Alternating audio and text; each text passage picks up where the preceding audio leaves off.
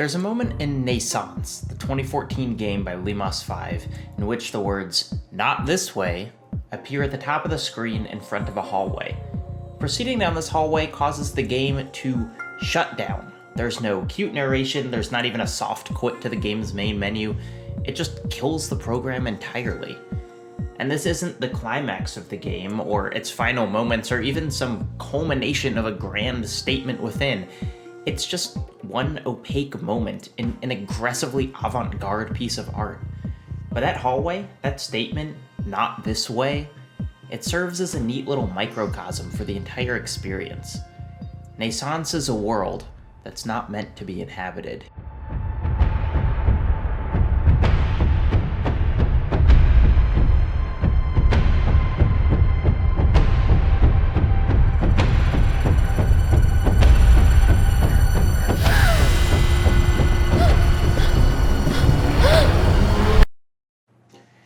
I want you to try and remember something for me. Do you ever go to a play or a book fair or something at your elementary school in the evening when all the day's normal events were done? Do you remember how weird the school felt now that it wasn't filled with all the activities it was built for? I remember a time like this vividly. A couple friends and I broke free of the crowd in the gym and ran wildly down the dim halls of the building, free to jump and yell and do all the other things we couldn't do during the day. Like many childhood experiences, our mania was partially driven by fear.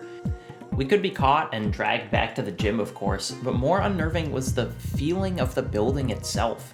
The purpose of the school was to house hundreds of us for hours a day, to compartmentalize all of us into classes and maintain order with separate rooms and neat lines. Without kids or teachers, the size of the school felt purposeless and unsettling.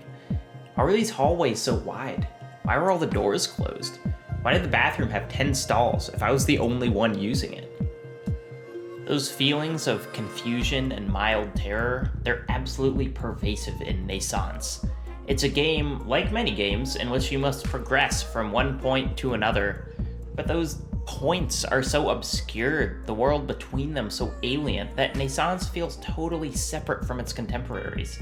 And the point, you quickly realize, isn't the gameplay or the story, it's the world. The world was not built for you, but you must survive it all the same. There's enough recognizable geometry across the levels of the game to resemble human structures. There are stairs, there are lights, there are fans, but those familiar aspects of the environment are far outnumbered by everything else. The game's environments often go straight from dimly lit to blindingly bright, and claustrophobic to impossibly big. Stairs and walls twist around each other, defying anyone who would try to map their surroundings. As a result, any sense of play feels secondary to the world itself.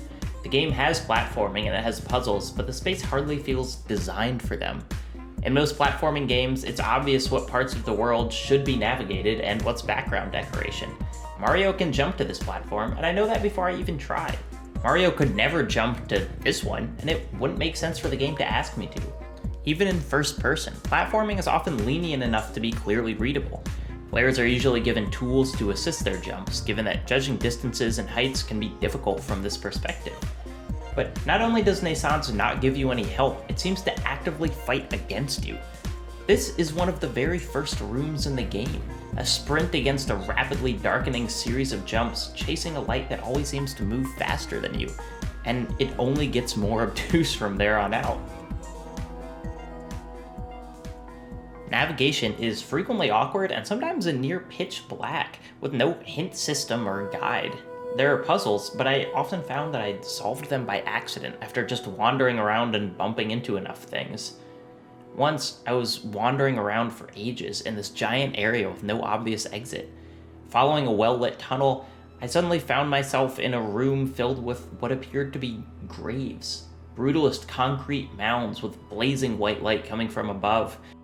I wandered that room for minutes, completely disoriented, and it turned out I could have missed it entirely. It was completely irrelevant to my progress through the game. But I still think about that room a lot. It looked like it stretched for miles. Part of what Naissance gets across is that being dwarfed by architecture feels fundamentally different than being alone in nature. Nature, at least, isn't designed with a singular purpose in mind. Being lost in nature almost has a sense of solidarity to it. I didn't plan on being there, but neither did the trees or the grass around me. I and everything else are collectively alive and shaped by only the most general of plans. But there is no collective in Naissance. There's only this extreme alienation. The world feels massive and entirely designed, and yet I had no place in it. All other life seemed to have been gone so long it barely made a trace on the architecture. It was like I missed the rapture or something. Maybe everyone else left their bodies eons ago, and so there's no reason for anything to be made for the organic. The game traffics in existential dread. I felt like an outlier on a graph that didn't even have other data points. There was nothing but axes left. Naissance's designer, Mavris Cedeno, is open about the game's primary influence. It's a 1998 manga called Blame, a 10-volume work by Tsutomu Nihei. And when reading Blame, that influence is immediately apparent. The manga follows a man named Kili looking for something called net terminal genes and encountering plenty of foes and unlikely allies along the way. He has a really cool gun. But it's not really about that. That might be the text of Blame, but it's absolutely secondary to the art, the feel, the vibe. Blame, like Naissance, is about unbridled, uncontrolled architecture.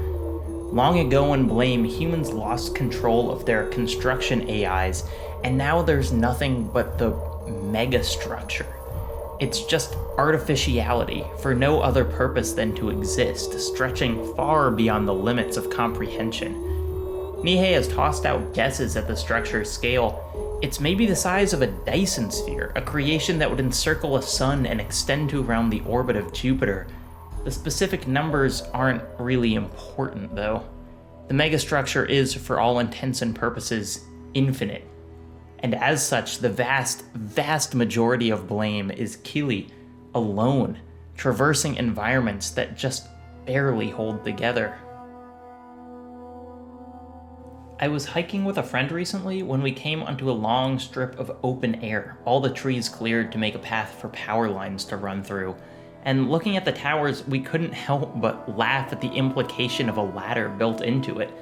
Just a few thin metal rods sticking out far enough to wrap one's hand around.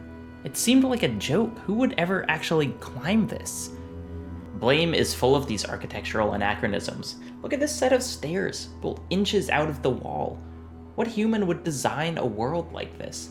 It's a flimsy gesture at a tradition that's been long irrelevant. Their use, their purpose, is gone. But they still exist. In Naissance, of course, those stairs are present. You have to climb up them to proceed. Cedeno was asked about the stairs in an interview with the architecture zine Heterotopias. His response is telling for how he looks at the game's world and how he views the player. When you see these ridiculous, impractical stairs, you really wonder what they are used for. I thought it would be interesting to give it a meaning, but as a game element. So the stairs do have a meaning within the game. They're a game element, and a game element only. Their meaning is the player must ascend them. Cedeno makes no attempt to contextualize them within the scene, within the architecture, because that's just a fundamentally impossible task. There is no place the stairs lead to, just as there's no place they lead from.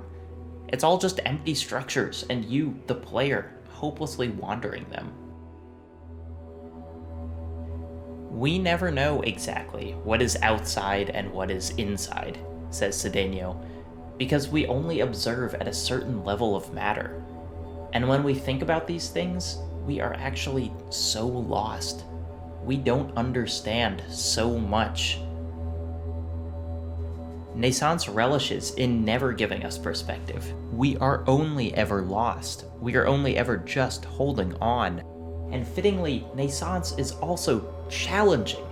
It's a hard game and a punishing one, but that harshness makes us confront the game's vital question.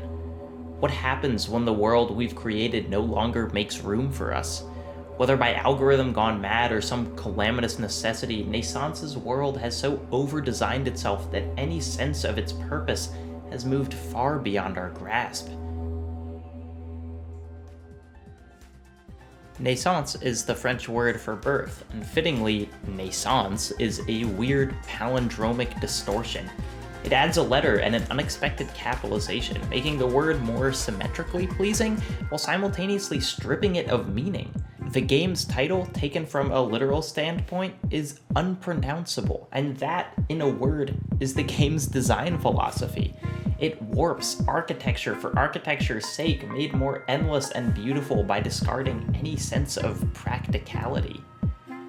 Our contemporary view of future cities is firmly planted in the Blade Runner tradition. Choked by smog and 50-story ads, they're posed as the grim future that awaits humanity if we continue on our current path.